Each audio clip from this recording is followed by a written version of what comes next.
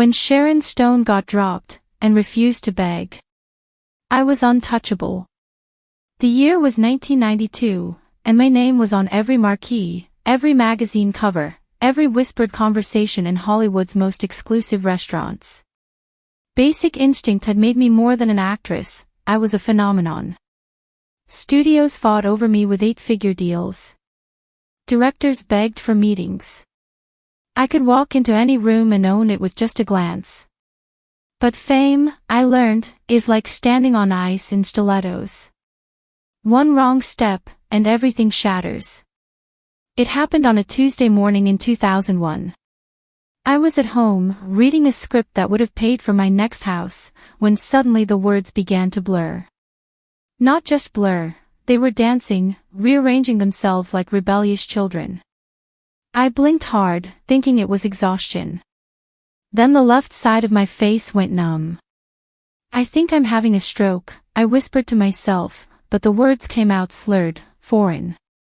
I was 43 years old, at the peak of my career, and my brain was betraying me. The next thing I remember is waking up in a hospital bed, fluorescent lights burning my eyes like accusations. The doctor's voice was clinical, detached, subarachnoid hemorrhage. Bleeding in the brain. You're lucky to be alive. Lucky? I couldn't speak without slurring. I couldn't read the get well cards scattered around my room. When I tried to write my name, my hand produced illegible scrawls that looked like a child's first attempt at cursive. The real blow came when I was strong enough to answer phone calls. My agent's voice was different, cautious, distant. Sharon, we need to talk about the projects. One by one, they evaporated. The lead roles, the endorsements, the red carpet invitations.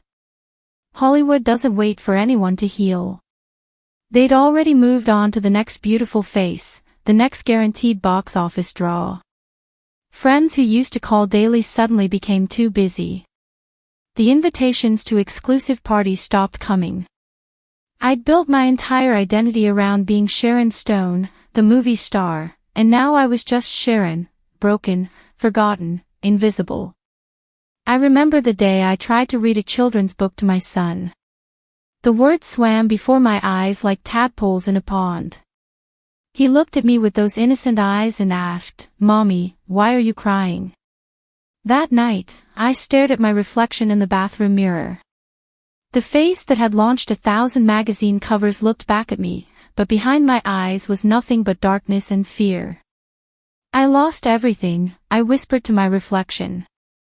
Everything that made me, me. But something deep inside me, something primal and fierce, refused to break. The next morning, I made a decision that would define the rest of my life. I wouldn't beg. I wouldn't call in favors or plead for sympathy roles.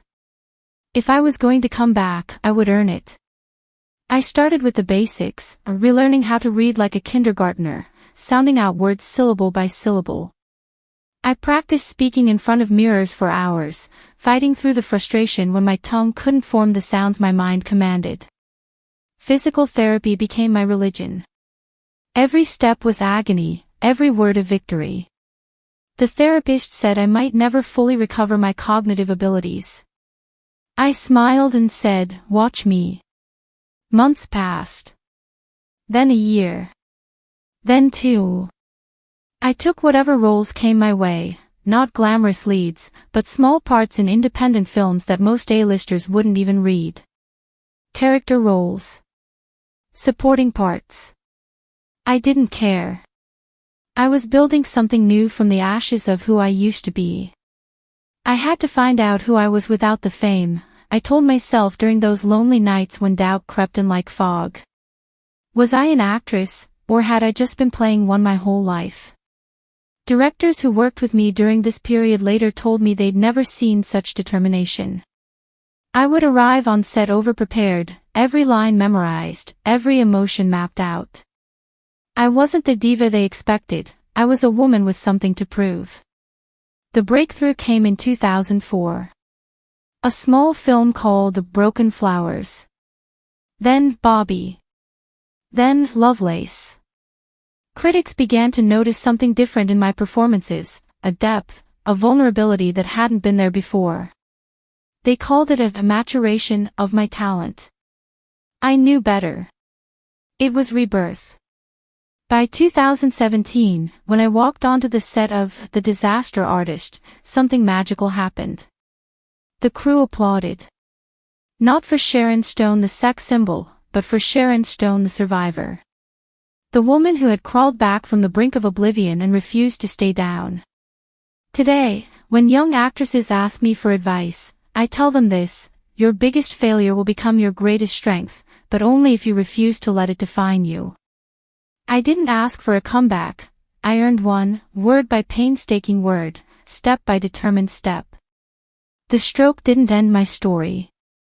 It gave me a new chapter, one written in courage instead of just beauty, in perseverance instead of just talent. Sometimes the most powerful thing you can do is simply refuse to quit. Subscribe to the channel and stay tuned for more incredible stories to come.